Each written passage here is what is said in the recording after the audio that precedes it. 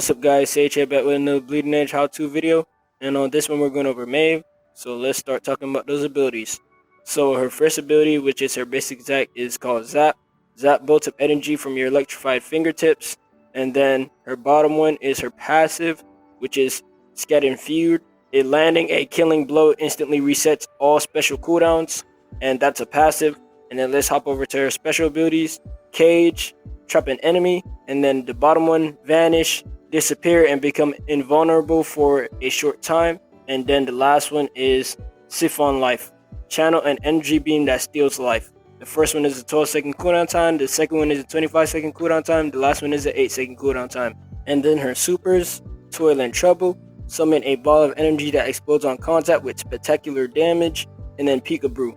Enter your cauldron and teleport to an enemy visible on the mini-map, stunning them on arrival. So with Maeve can also be another power cell collector, and she can really be great at it, but you have to use her somewhat more skillful like when it comes to running around and collecting cells. So if you do choose to go for cells first when you're using Maeve on that kind of game mode, what you want to do is you want to know how to use your abilities at the right time, at the right moment. So she's another demon-like collector, but she also requires more skill than demon when it comes to collecting cells, because you have to play around her cage and her vanish if you're trying to get away from the enemy. And starting with her cage is a very good ability. You can easily trap an enemy to escape, or you can easily trap an enemy so your team could team shot, or you could just trap an enemy so you could just win your 1v. And it's just a great ability in general. You're supposed to play around it when you're using her. You're supposed to always play around this cage, and remember that, because it has a 12-second cooldown time, but it doesn't matter because her passive allows you to reset your abilities on a kill. Doesn't matter how you get a kill, whatever way you get a kill and you get the last hit, the finishing blow on that enemy, it will reset all your special abilities. So just simple like that, you literally just got to get your kill and it'll just reset all your abilities. But like I said, play that cage. You always want to play around that cage when using Maeve. But besides the cage, the vanish has a long cooldown time. The vanish has a 25-second cooldown time. You want to use this at the right time. It is not like an ability that you just want to throw out there. You always want to use this when it's like a last resort. This is always your last resort when you're using Maeve. Do not use this first to get up on an enemy. Do not use it anything like that. It's always a last resort ability because it has such a long cooldown time. Unless you're using it to get to an enemy that you know you're going to get that finishing blow on, okay, then you could do it because her passive allows you to just reset. So plays like that you can easily do to get the kill and then, get it right back. But if it's not something like that and you're really just getting destroyed at that moment, that's when you want to use it. You always want to use her vanish as like a last resort, unless you know you're going to be able to reset your abilities. And then her Siphon Life, this is her massive damage ability. Because it literally drains the enemy's bar. You could get the enemy halfway. You can get a tank halfway by just sitting on them, draining them down with this ability.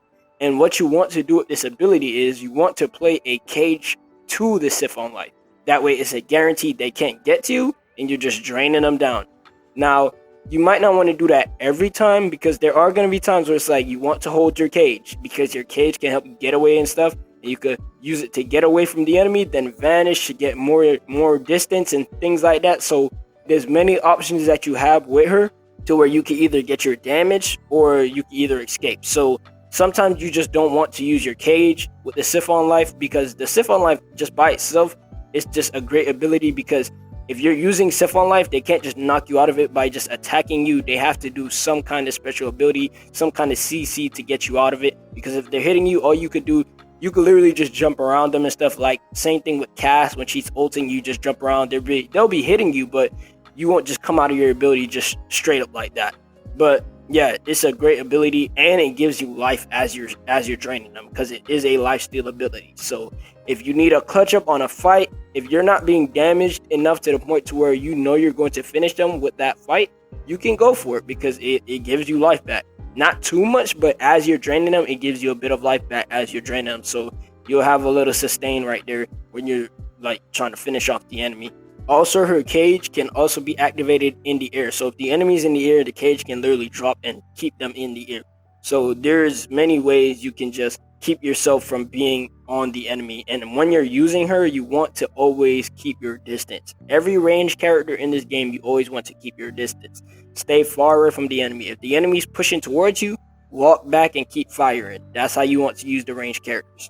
But moving over to her supers, Toil and Trouble is her most massive damage ultimate. This is easily a half bar drop ultimate, guys.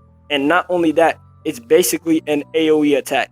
Like, it literally has AoE damage. If you throw it and it explodes, it's a giant blast radius. Everybody within that area gets hit. And they know if it's coming at them because they put a giant skull and a giant circle underneath the person you target with it.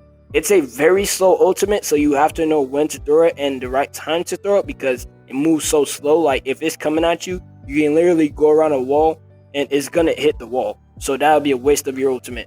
But if you hit people with this ultimate, guys, and they're all grouped up, like, all together, it's just a massive damage for your team. And your team could easily win that fight right after that because there's so much damage from this ultimate. It's just a giant explosion of just damage. So this is the highly recommended ultimate that you guys should be using because this is just easily her most meta ultimate. Now, Peekaboo is not really a damage ultimate. It's more of a, oh, you go to finish a kill kind of ultimate. Like, and you can also use it to escape in some kind of ways because say if you're in a position to where it's 3 enemies all around you and then you need to get away and one of their teammates is just not with the group. You can jump to that one teammate that's not with the group because you know he's not going to be able to just instantly kill you. And then you can jump to him and either cage to a runaway or vanish to a runaway.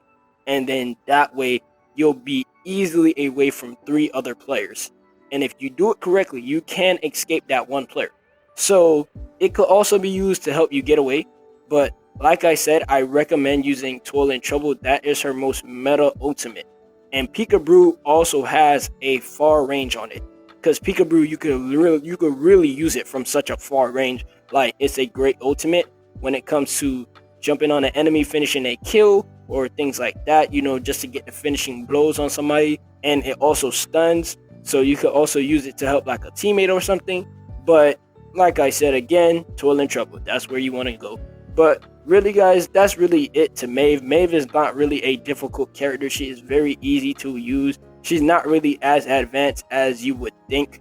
When it comes to ranged characters, it's automatically going to be more advanced because you have to stay away from the enemy while attacking. You cannot just sit on the enemy because you're a ranged character.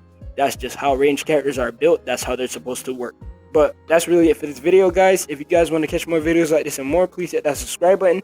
And don't forget to turn on those notifications so you won't miss a video. And we are almost at our sub goal. And we will appreciate if you spread our channel to your friends and family to help us out a lot more. It will be greatly appreciated. It's been Sage. And I'll catch you guys on the next one.